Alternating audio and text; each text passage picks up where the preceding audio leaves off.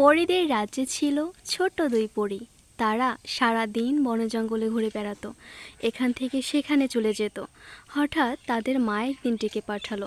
তখন বড় বোন রিমি ঝিমিকে বলল, বোন, তুমি এখানে দাঁড়াও, আমি মায়ের কাছ থেকে শুনে আসি মা কি বলে। কোথাও যাবে না কিন্তু, জাদুকরের কথা মনে আছে তো? আচ্ছা দিদি, আমি কোথাও যাব না, আমি এখানেই থাকবো। আচ্ছা বোন। এই বলে সে চলে গেল তার মায়ের কাছে। গিয়ে দেখলো তার মা দাঁড়িয়ে আছে।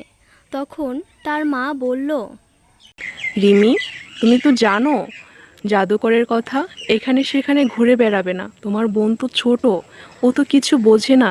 তুমি ওকে খেয়াল রাখবে কেমন? আর জাদুকর কেমন সেটা তো জানো। আরে মা, তুমি চিন্তা করো না তো। তুমি তো জানো আমার শক্তি সম্পর্কে, ওই জাদুকরকে আমি শেষ করে দেব।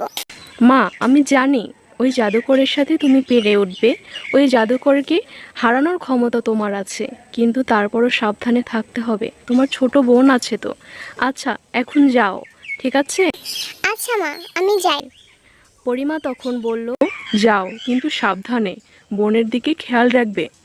আচ্ছা মা। এই বলে তারা দুজন দুদিকে চলে গেল।